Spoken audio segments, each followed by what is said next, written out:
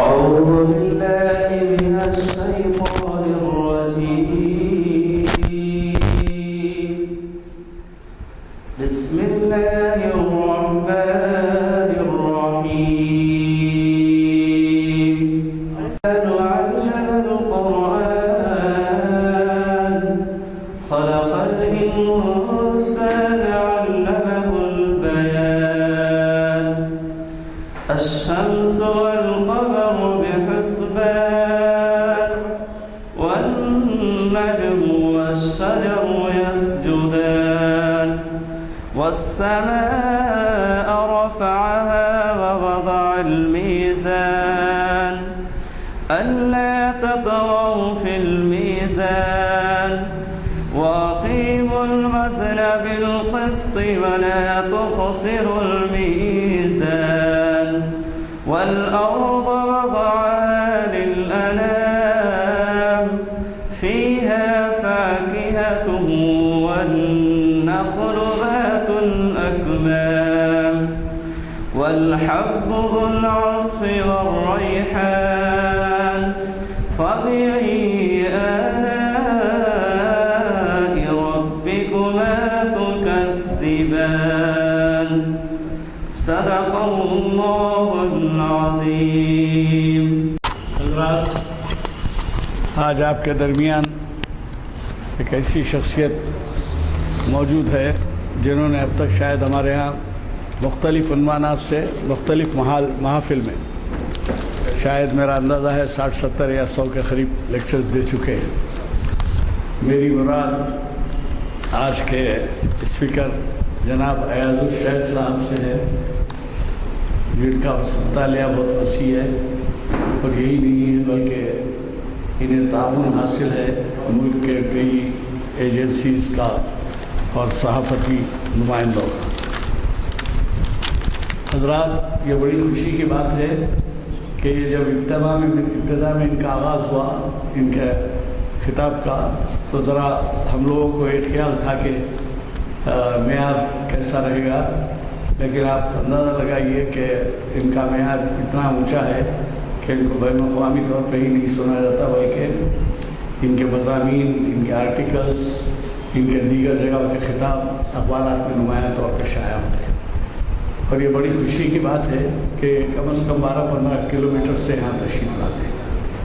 اور ان کے فاصلے سے جب آئے ہیں تو میں نے دیکھا کہ 15-20 منٹ پہلے موجود ہیں، جبکہ ہمارے عملے میں بھی اس کی اتنی پابندی نہیں ہوتی جتنی کہ وہ پابندی کرتے ہیں. حضرات، انہوں نے ایک ایسی شخصیت کا عنوان دیا ہے جو دنیا اسلام میں جنہوں نے بہت بڑے کارنامے انجام دیے ہیں، لیکن اتنے ہی کم وہ جو ہے عوام ان سے واقف ہے. یہ بات آپ کو تعجب کی معلوم ہوگی کہ بڑے بڑے علماء نے بہت سے تصانیف ان کے ہیں، جس کی وجہ سے وہ تصانیف کی وجہ سے روشناس ہوئے اور یہ معلومات ان کو کے لیے جو ہے ان کے قلم کے ذریعے ملی.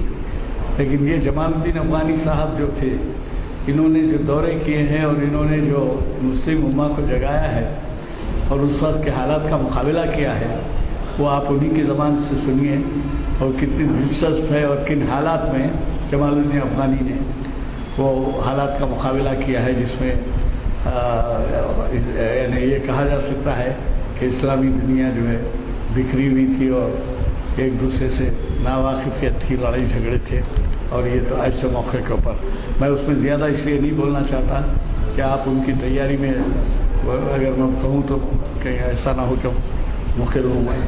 لہٰذا میں آپ سے اتنی سے گزارش کروں گا کہ ہمارے پیر کے دن کا جو خطاب ہے وہ بھی بہت اہم ہے. حافظ محمد اسحاق کمال قادری صاحب نے سیرت رسول صلی اللہ علیہ وسلم پہ اقوال رسول اور اعمال رسول کی روشنی میں یہ عنوان دیا ہے، جو اسی مقام پر پیر کے دن بعد نماز عصر منعقد ہوگا. وہ شریعت انفارمیشن کی 744 سے نشست ہے.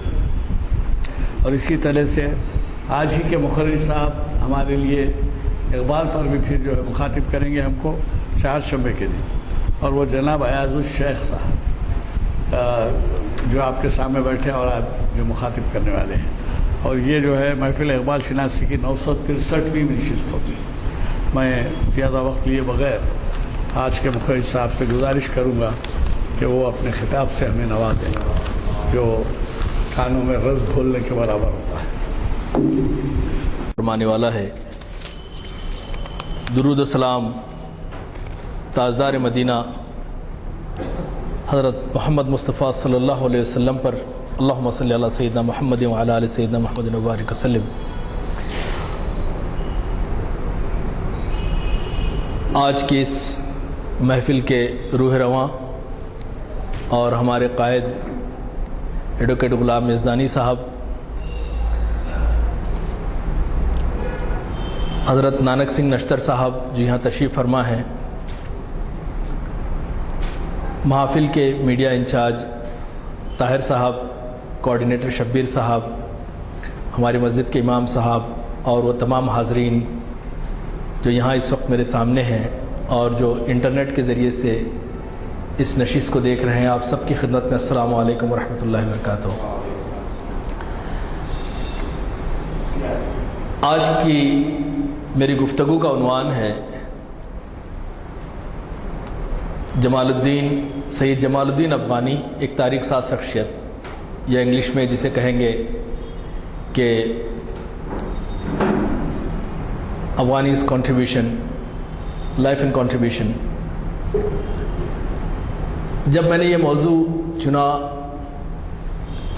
تو میرے ایک ساتھی نے مجھ سے کہا کہ ایسا موضوع کیوں لے رہے ہو جس شخص کو جانتے ہی نہیں لوگ، خود مجھے بھی پتہ نہیں ہے، جیسے کہ ابھی ہمارے حضرت نے کہا ابھی، جبکہ اس شخصیت کے اثرات سے ہی دنیا میں کئی تحریکوں نے جنم لیا اور کئی ممالک آزاد بھی ہوئے، لیکن افسوس اس بات کا ہے کہ اپنے اسلاف کو بھولنے کی روایت بقول مولانا آزاد نے ایک بہت اچھا لکھا ہے اس تعلق سے۔ جمال الدین افغانی پہ آپ کا ایک مضمون مولانا ابوالکلام آزاد کا تھا، اس میں وہ کہتے ہیں کہ اگر سید جمال الدین کی زندگی میں لوگ اس کے حالات سے واقف نہ ہو سکے تو یہ چندہ عجب بات نہیں ہے۔ دنیا نے ہمیشہ اپنے اکابر و احاظم سے ان کی زندگی میں غفلت برتی ہے، اور جب تک کہ وہ دنیا سے رخصت نہیں ہو گئے ان کے حقوق کا اعتراف نہیں کیا ہے۔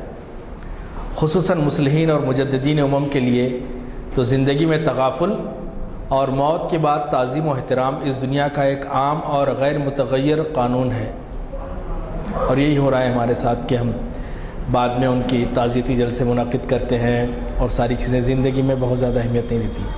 نوجوان نسل کو تو کیا شکوہ نہیں کرنا چاہیے، وہ لوگ اپنی طرح سے جس طرح سے بھی ہیں، لیکن افسوس مجھے اس بات کا ہوا کہ حالیہ دنوں میں ہم نے ایک سیرت سیریز شروع کی ہے، guidance for the students and youths in the life of prophet Muhammad peace be upon him, اور اب تک کئی اسکولوں میں اور تعلیمی اداروں میں گیا اور میں نے اس موضوع پہ بولنے کی کوشش کی۔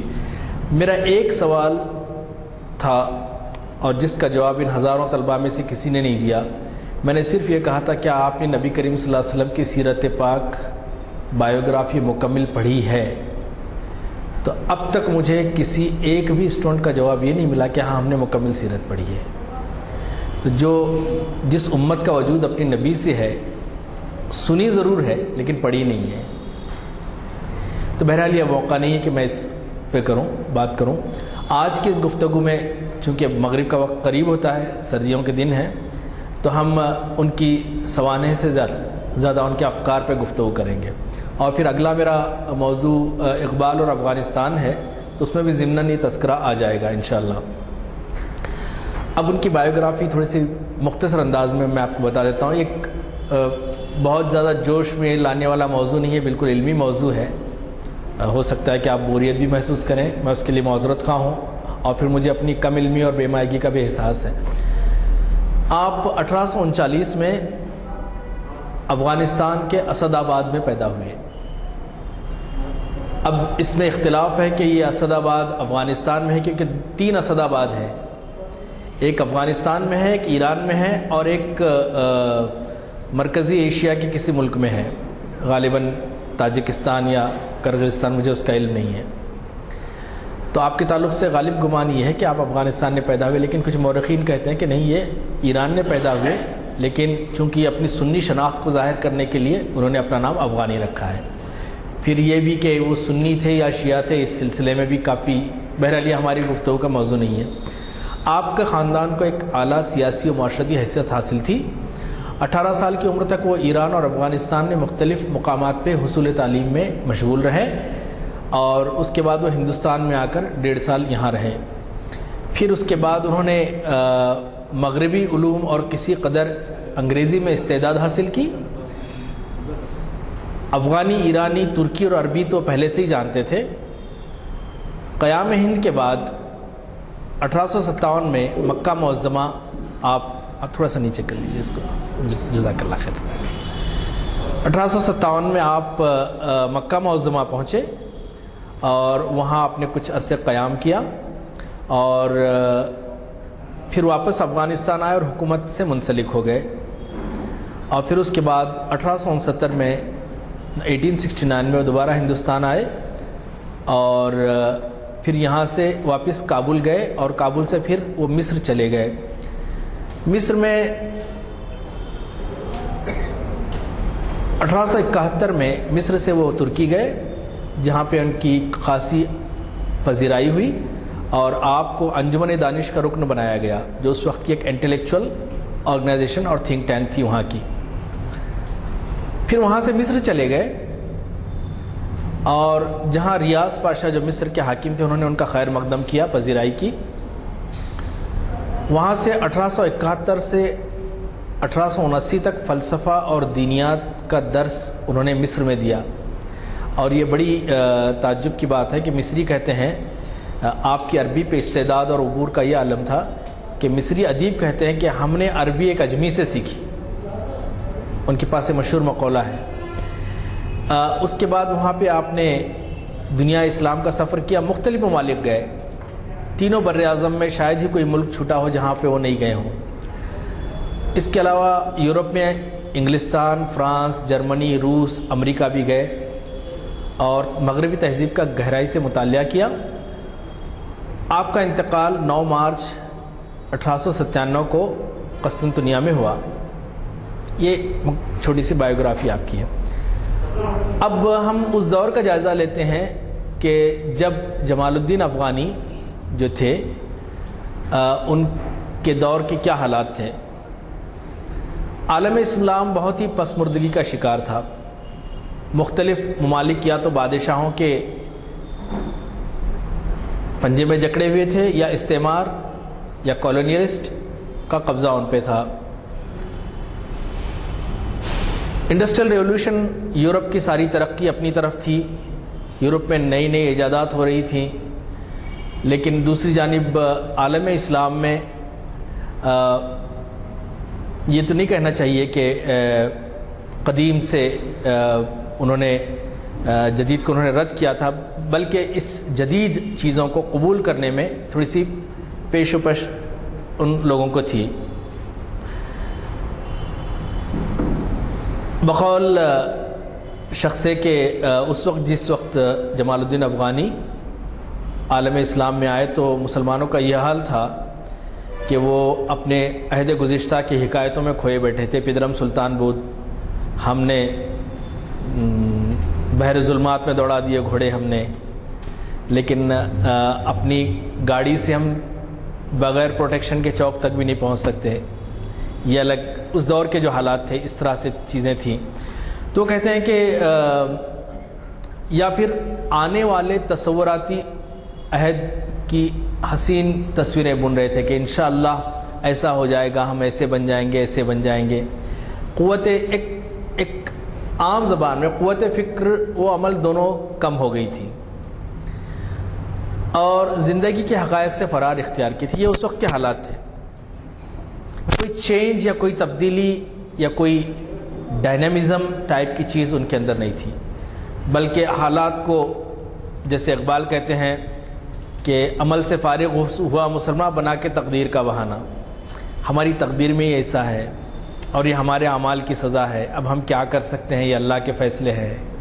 یہ چیزیں اس دور میں تھیں. تو جمال الدین افغانی نے اس زوال کو محسوس کیا، اور اسی طرح سے جمال الدین افغانی کے ساتھ ساتھ سر سید احمد خان، جن کی حال ہی میں ہم یہ منا چکے ہیں، اور آپ کے علاوہ ترکی میں ان کے جو رفقا تھے، مدحت پاشا، سلطان محمود خان، اور ان کے وزراء میں مصر سے علی پاشا، مصطفیٰ کامل، تیونس میں خیر الدین پاشا، طرابلس میں امام محمد بن سنوسی، روس میں مفتی عالم جان، الجیریا میں امیر عبد القادر، نجد میں عبد الوہاب، اور یہ اسی طبقے کے لوگ ہیں کہ جو مسلمانوں کی زوال پہ بہت زیادہ پریشان تھے، بہت زیادہ دل برداشتہ تھے، اور سوچ رہے تھے کہ کچھ چینج آنا چاہیے، مسلمانوں کا یہ زوال ختم ہونا چاہیے، یہ غلامی ختم ہونی چاہیے. اور بے شک یہ بات صحیح ہے کہ ذہنی غلامی جسمانی غلامی سے زیادہ خطرناک ہوتی ہے. اب ان اکابر کے نزدیک جو حل تھا وہ سیاسی تبدیلی تھی.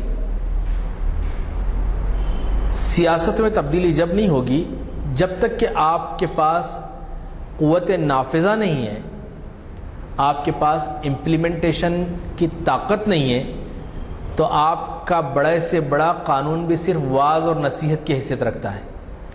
چاہے تو ہم قبول کریں، چاہے تو نہیں کریں، ہماری مرضی. آپ کے پاس قوت نافذہ نہیں ہے.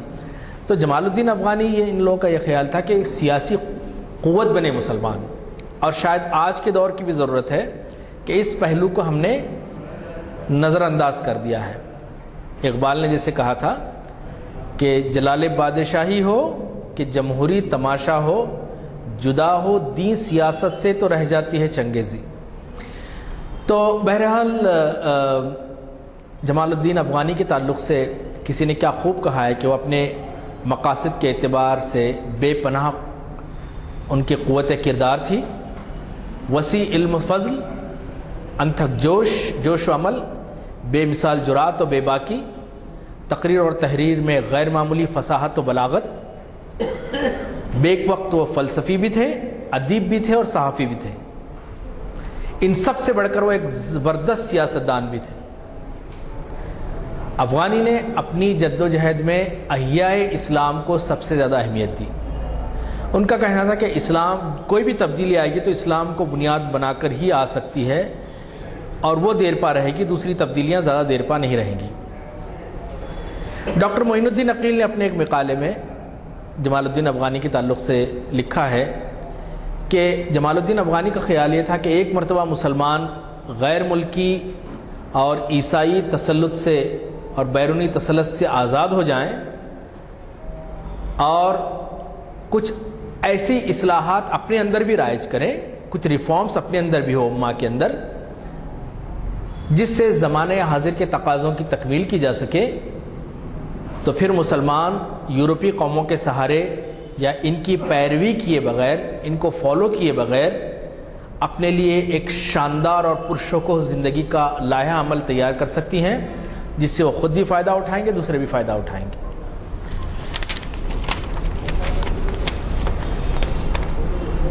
افغانی کی جو پیش کردہ یہ تجویز تھی، ان کی کتاب تھی الرد علی الدہریین، ریفیوٹیشن ٹو دی ایتھیسٹس، اور یہ کتاب بہت اچھی کتاب ہے. اگر موقع ملے انٹرنیٹ پہ عربی میں تو دستیاب ہے، یہ انگریزی میں بھی شاید اس کا ترجمہ ہوگا، آپ ضرور پڑھیے. انہوں نے کہا اس کتاب میں کہ اس قوم کی فلاح اور اصلاح کے لیے ان کے قلوب و اذہان میں ضعیف الاعتقادی اور اوہام پرستی سے ان کے قلوب اور اذہان کو پاک کیا جائے. قوم کے بنیادی عقائد بنیادی چیزیں ہیں جو لوگوں کو سکھانی چاہیے، لیکن یہ عقائد محض تقلید پر مبنی نہ ہوں، بلکہ ان کی تائید ضروری دلائل و براہین اور تعلیم کے ساتھ بھی ضروری ہے. تاریخی عمل کے تعلق سے ان نظریات کا یہ امتیاز ہے کہ وہ اسے قدامت پرست مشرق اور ترقی پسند مغرب کے درمیان قدیم اور جدید کی کشمکش، مذہب اور دہریت کے درمیان مسابقت سے تعبیر کرتے ہیں. ان کا خیال ہے کہ ماضی میں بڑی بڑی قوموں کو دہریت لے ڈوبی ہے، کیونکہ وہ وحی الہی سے اور اللہ کی گائیڈنس سے بے نیاز ہو جاتے ہیں. اور انہوں نے کہا کہ 10ویں صدی میں اسی دہریت پر مبنی فرقہ جو فرقہ باطنیہ تھا، اس نے اسلام کی سیاسی جڑوں کو کمزور کر دیا. جیسے کہ اقبال نے بھی کہا تھا کہ مست رکھو ذکر و فکر صبح گاہی میں اسے، تیز تر کر دو مزاج خانقاہی میں اسے. حالانکہ صحیح خانقاہی تو وہ ہے کہ رہبان اللیل و فرسان النہار، رات کے عبادت گزار اور دن کے شہ سوار. یہ ہمارے اولیاء اللہ نے پیش کیا ہے. اب ان کا خیال یہ تھا کہ ہر قوم میں ایک طبقہ ایسا ہونا چاہیے کہ جس کا کام عوام کی تعلیم ہو، جو افراد کی اخلاق کی تربیت کی ذمہ داری لے اور فطری جہالت کا مقابلہ کرے، اور وہ ان کے اندر نظم و ضبط اور ڈسپلین پیدا کرے، جس کی آج بھی ضرورت محسوس ہوتی ہے. ان کی نظر میں مذہبی اصلاح کا مفہوم یہ تھا کہ اسلام کو جامع اور ہماگیر نظام کی حیثیت سے سمجھا جائے.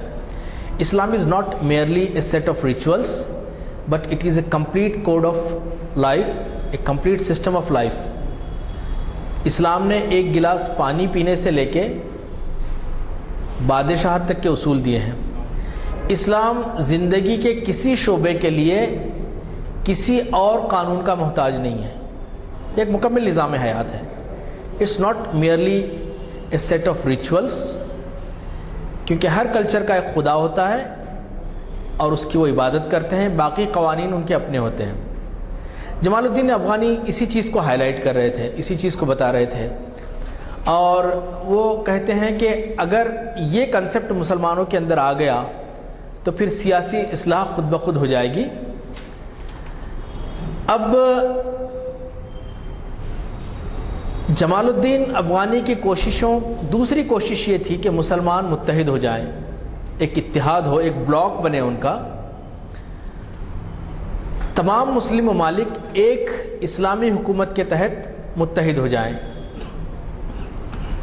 ان سب پر ایک خلیفۃ المسلمین ہو، ایک خلیفہ ہو.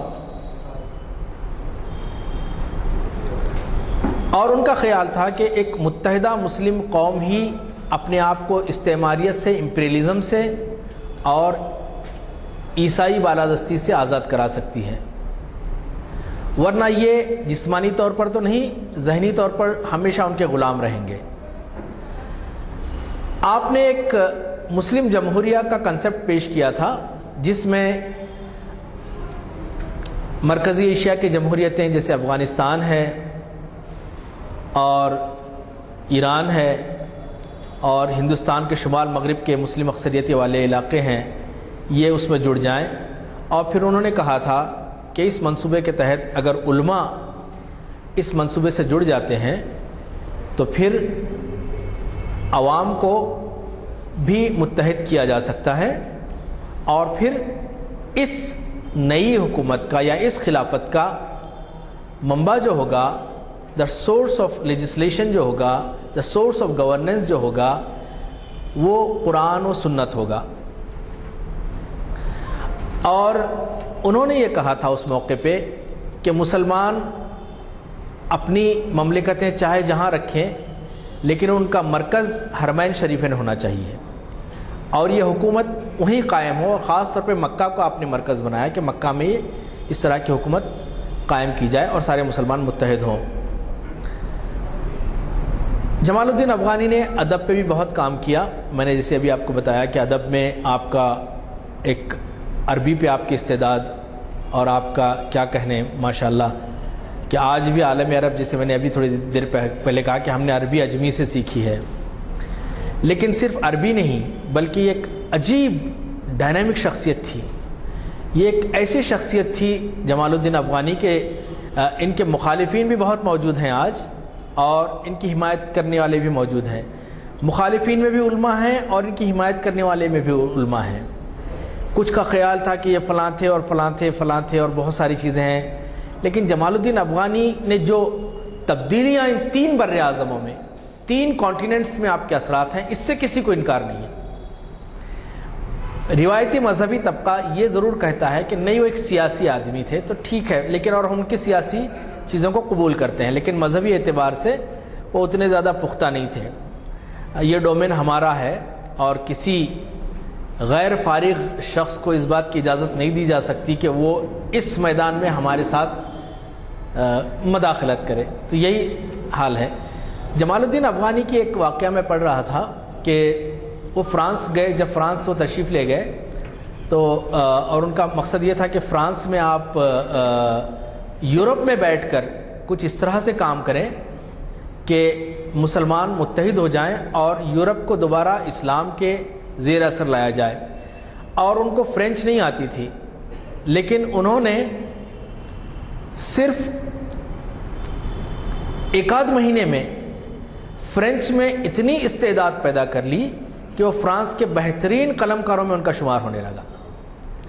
پھر اسی طرح سے روس کا سفیر روس سے جب فرانس آیا اور اس نے اطلاع دی کہ میں افغانی سے ملنا چاہتا ہوں، تو افغانی نے کہا کہ آپ 1 ہفتے بعد ملیے، اور 1 ہفتے میں انہوں نے روسی زبان سیکھ لی مکمل، اور روسی سفیر سے روسی زبان میں انہوں نے گفتگو کی۔ تو آپ اندازہ کر سکتے ہیں کہ ہمارے اسلاف جو ہیں وہ بہت باصلاحیت اور ٹیلنٹڈ تھے۔ آج ہم ٹیکنالوجی کے اور انٹرنیٹ کے محتاج ہیں، اس زمانے میں جب کہ یہ سارے وسائل نہیں تھے، اس کے باوجود بھی ان لوگوں کی اتنی دسترس تھی، اتنا اکتساب علم تھا۔ اب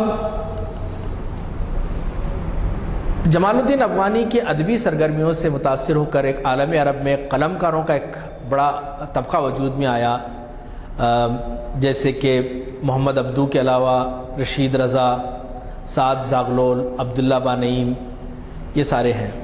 اب میرے پاس وقت نہیں ہے کہ میں ساری تفصیلیں بیان کروں، کیونکہ مجھے جلدی سے ختم کرنا ہے۔ اس کے بعد ایک تقریب بھی ہے یہاں پر، مبارک تقریب ہے عقد کی۔ اور جمال الدین افغانی کو ایران میں ایک سیاسی مقتدر کی حیثیت سے، مصر اور ترکی میں ایک معلم کی حیثیت سے، یورپ اور ہندوستان میں ایک ریولوشنری یا انقلابی کی حیثیت سے جانا جاتا ہے۔ آپ نے مسلمانوں کی ذہنی اصلاح کی تدابیر اختیار کی، اور وہ چاہتے تھے کہ مائنڈ سیٹ اگر مسلمانوں کا چینج ہو جائے تو پھر کوئی چیز مشکل نہیں ہے، پھر مائنارٹی میجارٹی کا قصہ بھی ختم ہو جاتا ہے۔ آج کے تناظر میں اس بات کو مت لیجئے، میں وہ بھی لے سکتے ہیں، لیکن یہ جمال الدین افغانی کا یہ تھا کہ جیسے علامہ اقبال نے اس کی ترجمانی کی کہ تو اگر اپنی حقیقت سے خبردار رہے، نہ سیاہ روز رہے اور نہ سیاہ کار رہے۔ ہمیں پتہ ہی نہیں ہے ہم کیا ہیں، ہم تو سمجھ رہے ہیں کہ ہم بھی ایک عام سے لوگ ہیں، پیدا ہوئے اور پھر تعلیم حاصل کی۔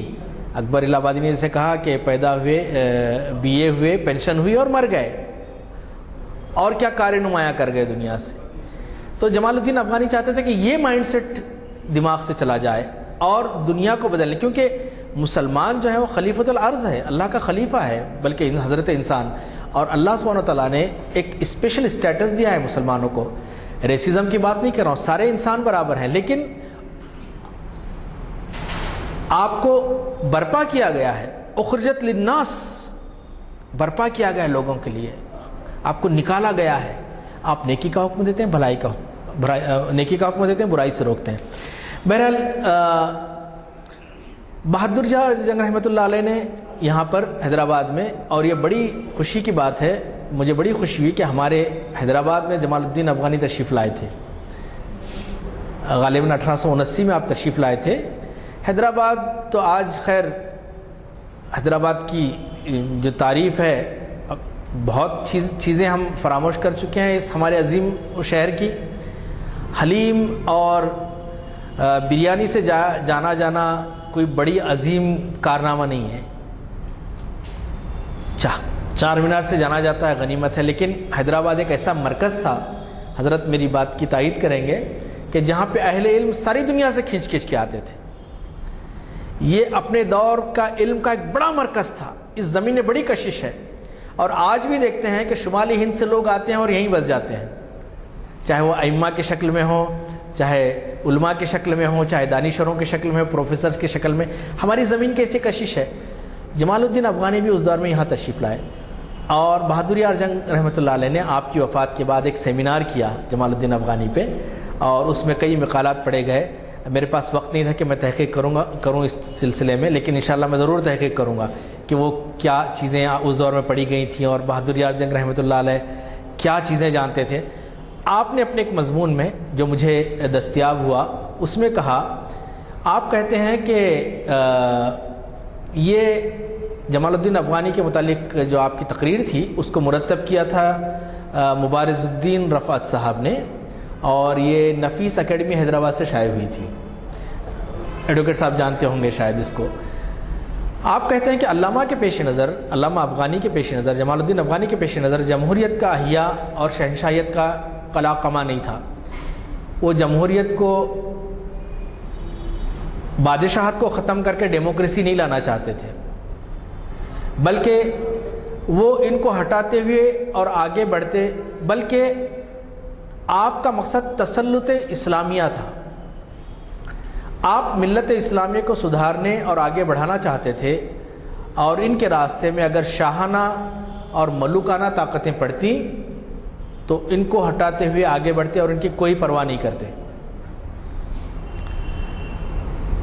ان کے بعض جو سوانح نگار ہیں جمال الدین افغانی کے، وہ کہتے ہیں کہ جمال الدین افغانی پہ ایک الزام لگایا جاتا ہے کہ انہوں نے خلیفہ اس وقت کے جو عبدالحمید تھے ترکی کے، ان کی خاطر تحریک شروع کی. بہادر یار جنگ اس کی نفی کرتے ہیں اور وہ کہتے ہیں کہ جس شخص کا سر امیر شیر علی جیسے مستبد، بادشاہ خدیو اسماعیل جیسے عیاش سلطان اور ناصر الدین شاہ قاجار جیسے عظیم المرتبت شہنشاہ کے سامنے نہ جھکا، اور جس کی آنکھیں ہمیشہ افرنگی سیاست و تدبر کا مردانہ وار مقابلہ کرتی رہیں، اس کے نزدیک یہ بدگمانی گناہ ہے. حقیقت یہ ہے کہ جمال الدین مرحوم، سید مرحوم نے کہ تجربات نے یہ ثابت کر دیا، بہادر یار جنگ کے الفاظ ہیں یہ، کہ اسلامی مملکتیں چاہے جتنی آزاد اور قوی ہوں، مضبوط ہوں، اپنی انفرادی حیثیت میں مغربی تسلط کا مقابلہ نہیں کر سکتی. اسی تجربے کے بنیاد پر آخر وہ اس نتیجے پر پہنچے تھے کہ مشرق میں ملت اسلامیہ کی بقا اور مغربی سیلاب کا مقابلہ صرف اسلامی قوتوں کے باہمی اتحاد میں پوشیدہ ہے، اور آج بھی یہ بات صادق آتی ہے. جمال الدین افغانی کے زیر اثر دنیا میں کئی تحریکیں اٹھیں.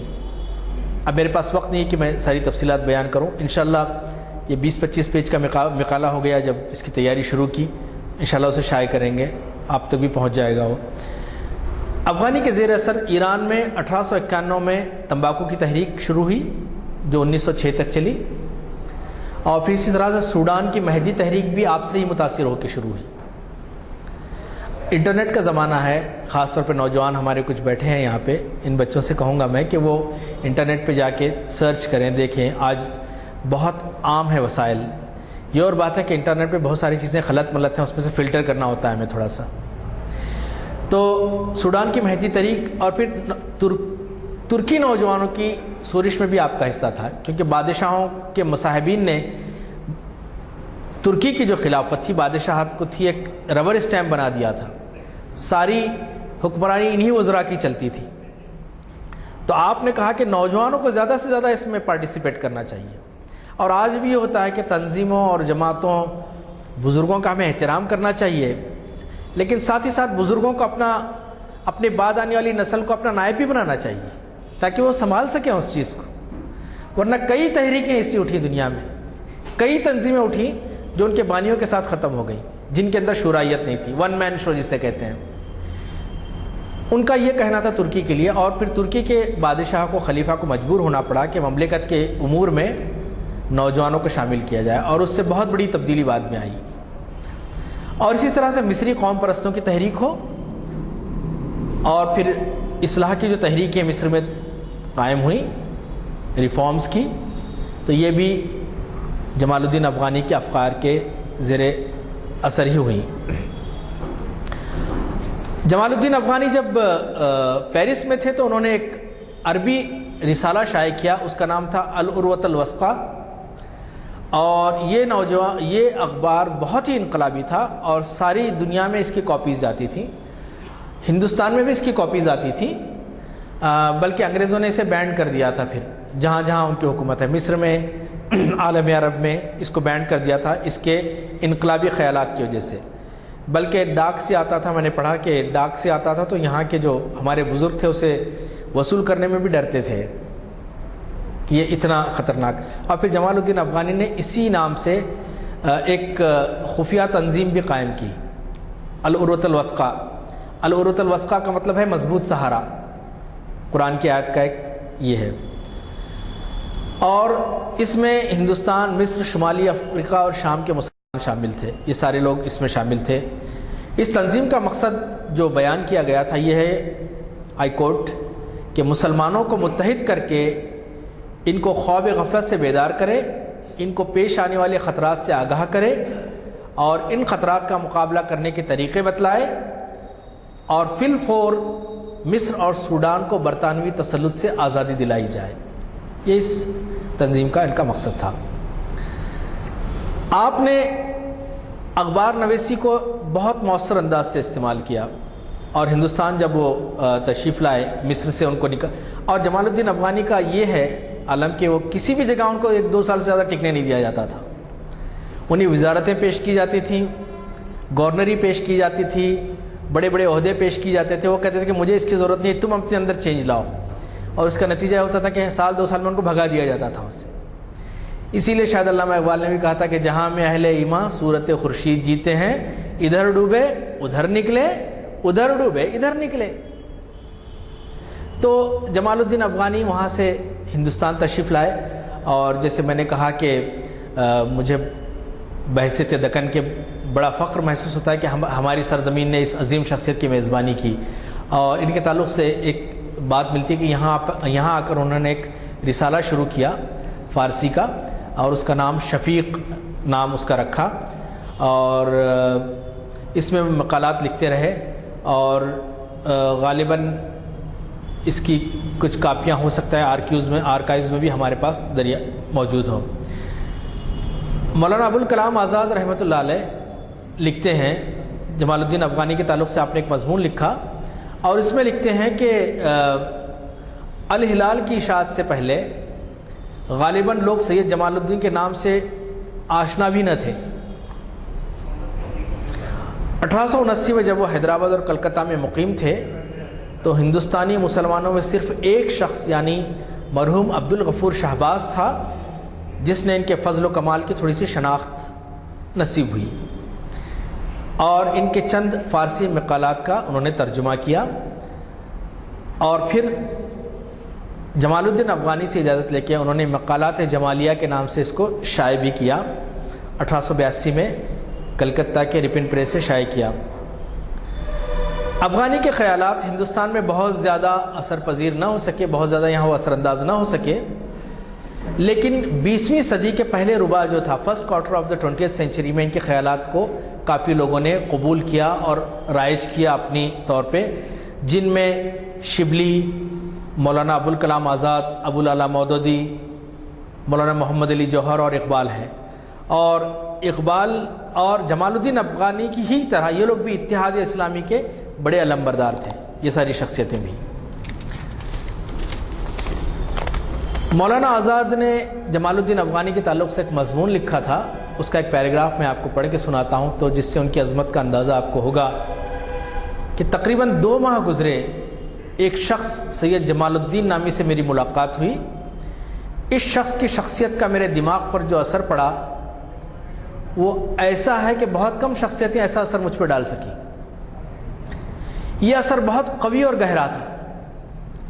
اس کا نتیجہ یہ ہے کہ مجھے خیال ہوا کہ سوربون یونیورسٹی کے خطبات کا موضوع یہ قرار دوں کہ اسلام اور اس کا علم سے علاقہ. سید جمال الدین کی ذہنیت ایک ایسی ذہنیت ہے جو رسمی اسلام کے مؤثرات کی پوری طرح مقاومت کر سکتی ہے. میں جب اس شخص سے باتیں کر رہا تھا، یعنی جمال الدین افغانی سے جب مولانا ابوالکلام آزاد باتیں کر رہے تھے، تو اس کے افکار کی آزادی، طبیعت کی فضیلت، اظہار حقیقت کی جرأت دیکھ کر مجھے خیال ہوا کہ میں اس وقت مشاہیر عالم میں سے کسی ایک کو مخاطب کر رہا ہوں کہ دنیا کے گزشتہ علمی زمانوں میں جو دنیا کے گزشتہ علمی زمانوں میں گزر چکے ہیں اور جن سے تاریخ کے ذریعے ہم نے واقفیت حاصل کی ہے، میں گویا ابن سینا، غزالی، ابن رشد یا ان حکماء و عزام میں کسی ایک حکیم کو اپنے سامنے دیکھ رہا تھا جنہوں نے فکر انسانی کو جہل و اوہام کے قیود سے نجات کے لیے تاریخ کی 5 صدیوں تک اپنی شجاعانہ جدوجہد جاری رکھی تھی۔ یہ عبارت مشہور فرانسیسی مستشرق ارنسٹن رینان کی ہے، جو ان مستشرقین کے متعلق، جو ان ہمارے امام غزالی اور ابن رشد کے متعلق کہا تھا۔ یہ قائد اعظم رحمۃ اللہ علیہ نے جب یہاں پہ بہادر یار جنگ رحمۃ اللہ علیہ نے جب یہاں پہ جمال الدین افغانی کے تعلق سے میں نے جیسے آپ کو بتایا سیمینار منعقد کیا، بس میں تھوڑی دیر میں ختم کر دوں گا۔ آپ نے کہا کہ علامہ سید جمال الدین افغانی کی یاد منانے، ان کی افکار سے اپنی زندگیوں کے لیے سامان حیات پیدا کرنے کے لیے آج ہم یہاں جمع ہوئے ہیں۔ علامہ 19ویں صدی کے آخری یادگار ہیں، جب ملت مرحوم کی سوکھی ہوئی کھیتیوں پر خداوند قدوس کو رحم آیا اور جب کہ ہر طرف انحطاط و زوال کا دورہ تھا، بادشاہوں میں اسلام دوستی کے بجائے عیش پرستی داخل ہو گئی تھی، ترکستان میں سلطان عبدالحمید کی طاقت گھٹتی جا رہی تھی اور یورپ میں اسے مرد بیمار سمجھا جا رہا تھا، ایران اپنے بادشاہوں کی بدعنوانیوں کا شکار تھا، افغانستان میں طوائف الملوکی پھیلی ہوئی تھی۔ یہ ایک ایسا زمانہ تھا جس کے چاروں طرف اسلامی دنیا انحطاط کے آثار نمایاں تھے۔ اللہ تعالیٰ نے یکایک ایک ایسے فرد کو پیدا کیا کہ جس نے نہ صرف سوئی قوم کو جگایا بلکہ اسلامی دنیا کی روح کو اس شدت کے ساتھ بیدار کیا جس کے آثار آج تک ہم میں موجود اور زندہ ہیں۔ علامہ اقبال پہ جمال الدین افغانی کے افکار کا بہت اثر تھا، آپ ان کے بہت بڑے مداح تھے۔ آپ نے جو قدر مشترک علامہ اقبال کو اپنے اور جمال الدین افغانی میں نظر آئی وہ ہے تجدید و اصلاح کی، اور اسی سے علامہ اقبال نے کہا تھا کہ وہ اپنے دور کے سب سے بڑے مسلمان اور مشرقی ہیں، اور آپ اتنے متاثر تھے علامہ اقبال کہ انہوں نے اپنی ایک نظم جاوید نامے میں ایک تصوراتی اسلامی مملکت کا خاکہ پیش کیا تو افغانی کو اظہار کا ذریعہ بنایا۔ انشاءاللہ کسی وقت اقبال اور جمال الدین افغانی پہ ہم گفتگو کریں گے۔ ایک شعر میں اس کو بتاتا ہوں۔ علامہ اقبال کہتے ہیں، سید السادات مولانا جمال زندہ او گفتار و سنگ و سفال۔ سید السادات مولانا جمال الدین جن کی گفتار سے پتھر میں بھی زندگی اور حرارت پیدا ہو جائے۔ مولانا ابوالکلام آزاد کی اس بات میں اپنی بات کو ختم کرتا ہوں کہ افسوس اس جہل و غفلت پر ہم صرف اپنے قدمہ کی شناخت کے لیے یورپ کے محتاج نہیں ہیں، کیونکہ یورپ نے ہی جمال الدین افغانی کی چیزوں کو ہمیں بتایا۔ ہم صرف اپنے قدمہ کی شناخت ہی کے لیے یورپ کے محتاج نہیں ہیں بلکہ اپنے عہد کے اہل فضل کمال کے لیے بھی ان کے محتاج ہیں۔ جب تک وہ انگلی سے اشارہ کر کے نہ بتلا دے ہم خود اپنی قوم اور عہد کے بڑے بڑے انسانوں کو بھی نہیں پہچان سکتے۔ یہ امت کا مرثیہ مولانا ابوالکلام آزاد نے پڑھ دیا، اور پھر آپ کی وفات 9 مارچ 1897 کو استنبول میں ہوئی، اور 1944 کو افغانستان حکومت کی درخواست پہ آپ کی باقیات کو کابل یونیورسٹی شفٹ کیا گیا جہاں پہ آپ کا مقبرہ ہے۔ اور یہ ہے کہ آپ کی شہرت سے اور آپ کی سیاسی بصیرت سے خوف زدہ ہو کر بات یہ کہی جاتی ہے تاریخ میں کہ آپ کو درباریوں نے، دربار کے مشاہیر نے آپ کو زہر دے کر ہلاک کر دیا۔ اللہ سبحانہ وتعالیٰ ان کی مغفرت فرمائے، ہمیں اپنے اکابرین کے طریقوں پر چلنے کی توفیق عطا فرمائے۔ اللہ سبحانہ وتعالیٰ ہمارے اندر بھی آج بھی اس طرح کے بڑی شخصیتیں اللہ سبحانہ وتعالیٰ پیدا کرے۔ اللہ تعالیٰ امت کو مظلومیت کے احساس سے نکالے۔ اللہ تعالیٰ مسلمانوں کو پھر وہ تڑپنے پھڑکنے کی توفیق دے، دل مرتضیٰ سوز صدیق دے۔ السلام علیکم ورحمۃ اللہ وبرکاتہ۔ کہ مغرب کے بعد ڈاکٹر تقی خان صاحب جنہوں نے یہاں شاید 70-80 یا 100 لیکچر دیے ہیں، ان کی کتاب کا رسم اجرا ہے، تو آپ حضرات میں سے جو حضرات وہاں جا سکتے ہیں، خلیل گلشن جو آپ واقف ہیں ماساب تالاب کے بنجارا ہل کے قریب، یہ کیا نام ہے، اقبال اکیڈمی کا جو دفتر ہے تعمیر ملت کے دفتر میں، تو تو وہاں پر ان کا خطاب ہے، ضرور تشریف لے جائیے۔ مجھ سے آج ٹیلی فون پہ ضیاء الدین نیّر صاحب نے خواہش کی کہ اس کا اعلان کیا جائے۔ جو آپ جانتے ہیں ضیاء الدین نیّر صاحب کو، جو ہمارے ایک بڑے پابند مقرر ہیں۔ دوسرا اعلان یہ ہے کہ پبلک گارڈن واکرز ایسوسی ایشن کی جانب سے کل ایک بہت اہم لیکچر ہے۔ وہ اہم اس لیے کہہ رہا ہوں کہ یہ ہڈیوں سے متعلق ہے، اور وہ ہڈیوں کے بارے میں انہوں نے کہا ہے کہ 30 سال کے بعد سے ہڈیوں کا نمو رک جاتا ہے اور طرح طرح کے مسائل پیدا ہوتے ہیں۔ تو آپ حضرات نہ صرف اپنے لیے اس کو مفید سمجھیں، بلکہ کریں یہ کہ اپنے گھر والوں کو یا اور کوئی لوگوں کو لانا ہے تو اس میں لائیں۔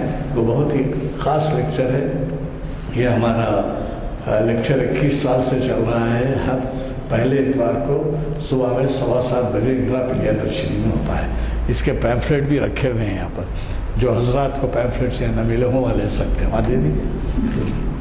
تو یہ پیمفلیٹس بھی ہیں، لیتے جائیے۔ اور پھر تیسری بات، جیسے میں نے آپ سے کہا، ہمارا اگلا جو لیکچر ہے پیر کے دن، وہ اسحاق کمال قادری صاحب کا ہے، جن کے پہلے لیکچر سے ہمارے شریعت انفارمیشن سروس کے لیکچرز کا آغاز ہوا تھا، اور اب 742 سے نشست ہو رہی ہے اس کی۔ تو آپ اسی سے اندازہ لگائیے کہ اتنے قدیم۔ اور پھر حافظ محمد اسحاق کمال قادری صاحب کا آج کل شمار علماء میں ہوتا ہے، جو بہت ہی تیاری سے آتے ہیں، اور وہ مہینے میں ایک دفعہ آتے ہیں۔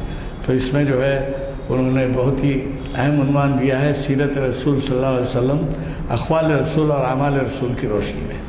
یعنی ویسے تو آپ سیرت سے واقف ہیں، پڑھتے رہتے ہیں، سنتے رہتے ہیں، لیکن انہوں نے محدود کر دیا ہے اس کو اقوال رسول اور اعمال رسول کی روشنی میں۔ اس عنوان سے وہ پیر کے دن ہمیں مخاطب کر رہے ہیں 3 دسمبر کو 24 ربیع الاول بعد عصر کے اسی مقام پر، اور وہ ہے شریعت انفارمیشن کی 742ویں نشست۔ مجھے قوی توقع ہے کہ آپ اس میں بھی شرکت فرمائیں گے۔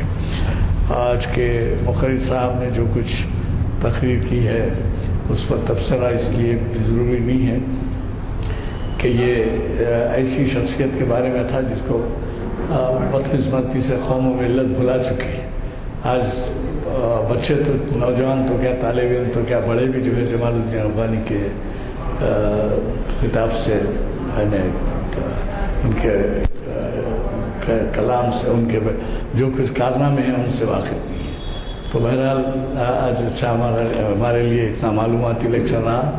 ہمارے آج کے مقرر صاحب نے ہمیں بہت ہی معلوماتی تقریر سے، آپ کو پتہ ہے کہ آپ کے تعلقات ہندوستان کی مختلف ایجنسیز سے بھی ہیں، اور وہاں آپ کی قدردانی ہے۔